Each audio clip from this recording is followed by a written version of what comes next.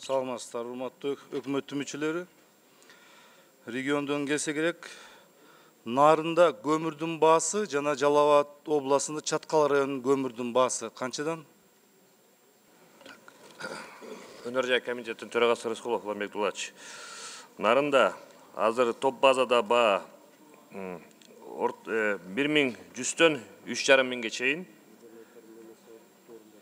Так, Таласта топ базада 3000. Таласта эмес. Чаткалда?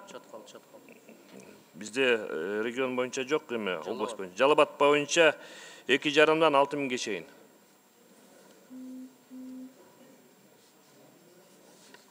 Дүшүнбек Текшербекович. Нарын мен билишим боюнча 1000 киловаттка чейин жетим иштейин. Туура ушул? Бул кышкы мезгилде, туура. Чаткал областында андай тариф жок, а? Чаткал районунда. Бар. Точно?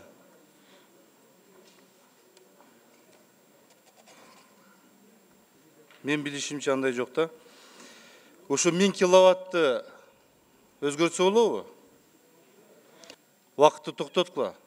Бактыргеш, сиз көйгөйлүү маселени көтөрдүңүз, бул туура. Бир гана Чаткалда эмес, Тоолуу районунун бардыгынан, губернаторлордон, район башчыларынан бизге сунуштар келип түшкөн. Бүгүнкү күндө Гартек менен, ГКПН менен Энергохолдун күчүгө карап, бизге сунуштарын киргизет. Өзгөчө Чоң Алай, Нарын, Чаткал райондорунан бизге сунуштар түшкөн. Ушул лимиттерди көбөйтүү боюнча. Токтогул район боюнча аларды бир топлоңдоп атуу тариф боюнча эмне болуп чечилди? Рахмат. Ал маселе чечиле элек. Чечилеби? Мунун үстүнөн да биз сунуштарды күтүп атабыз азыр. Мен айтканым, Нарында, Чаткалда кыш аябай мезгили, сиздер билесиз, 7 ай болот, ошон үчүн тарифин да карап чыгыш керек. Экинчи маселе, азык-түлүк коопсуздугу боюнча кандай даярдык кыш мезгилине? Баалар тамак ашка көтөрүлбөй, кандай обстановка? Минсельхозго. Бактыргеш, бүгүнкү күндө оруп жыйноо кылкандуудан боюнча толугу менен бүттү. Былтыркы 2016-жылкы түшүмдөн көрө буудай 16.000 тоннага көп. 616.000 тонна бүгүнкү күндө буудайыбыз бар бизде, Кыргызстанда. Азык-түлүк коопсуздугу боюнча Ирина Юрьевна дагы айтып кетти жана. Картошка боюнча мисалы бизде былтыркыдан 3000 гектарга көп, 82.000 гектар жер аянтка картошка эгилген. Бүгүнкү күндө дүң жыйым жалпысынан мисалы 1.400.000 тоннага чейин картошка өндүрөбүз деп биз пландаштырып атабыз. Негизинен стабилдүү эле бүгүнкү күндө. Дүшөнбек Текшербекович, мен сизге айтып коеюн, азык-түлүк коопсуздугу жөнүндө мыйзам бар. Ошол жерде 9 наименование бар. Ушул боюнча Минсельхоз ал жооп берди, жакшы.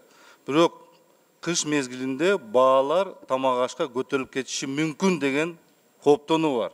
Ошону карап коюш керек. Анткени Казакстандан будайга вагон берилбей атат Кыргызстан тарапка. Вагон боюнча айтып койгулачы мага ответти. Вакытты.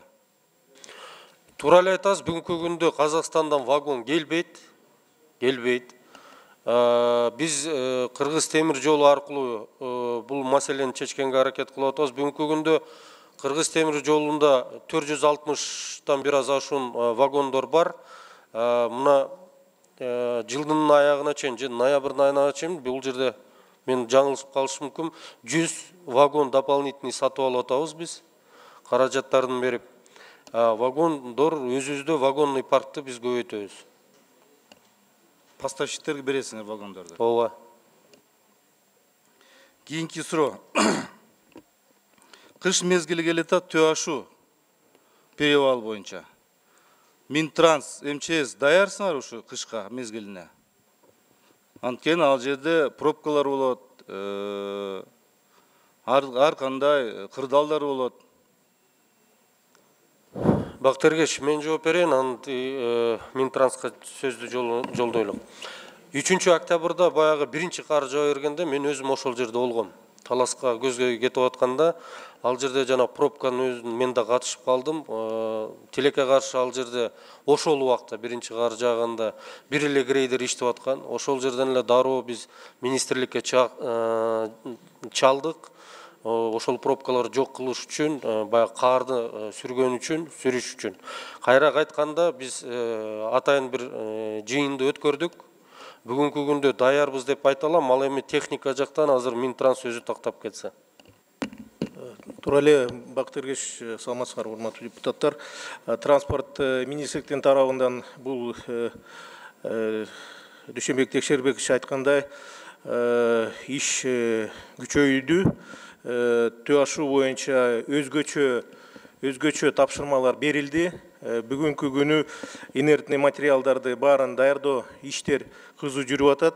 Техника боюнча усиление кылып, көбөйтүп, эки порталда баягы эмеле погрузчиктер, автосамосвал, анан баягы комбинированный машинелерди чыгарганга атайын ушундай чоң техниканы коюп атабыз, дежурить эткенге. Баягы айтылган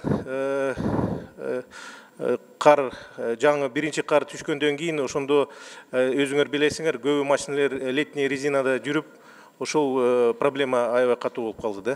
Бүгүнкү күнү ГАИ менен чогуу планыбыз бар. Значит, ошо летний резиналарды, анан баягы даяр эмес чоң машинелерди ошолор менен баары иш алып барып, цеп, анан башка бир атайын иш чараларды кылганга даярбыз. Урматтуу өкмөттүн мүчөлөрү, мен рахмат, Кулатбек Алчы, мен түшүндүм. Мен сиздерге мындай айткым келет да, кыш мезгилинде көмүрдүн баасы, нарында айтат 1300-дөн 2,5-га чейин, 3,5-га чейин разница аябай чоң. 2,5-ден 6.000-ге чейин разница аябай чоң. Ошол көмүрдүн баасы, электроэнергия, ТАШУдагы жолду кыш мезгилинде жана баалар тамак ашка 10 секунд. Баалар тамак ашка ошонун катуу чаралар карап көзөмөл жүргүзүш керек. Анан кийин Дүйшөнбек Текшербекович. Бул жерде отурган сиздердин өкмөттүн мүчөлөрү отурат, анан кийин жергиликтүү бийликтен өкүлдөргө бар, анан электрлор дагы бар. Бир тартипти айтып койсоңуз, мен сүйлөп атканда Жалал Абад электронун главный инженери телефонду сүйлөшүп атат. Бул эмне деген мамиле? Же телефон тыштап кетсин, же башкача чараларды карагыла. Бул жерде депутаттардын астына келгенден кийин депутаттардын астына кичине сыйлап, жакшынакай отуруп, жакшынак уксун сөздөрдү. Рахмат.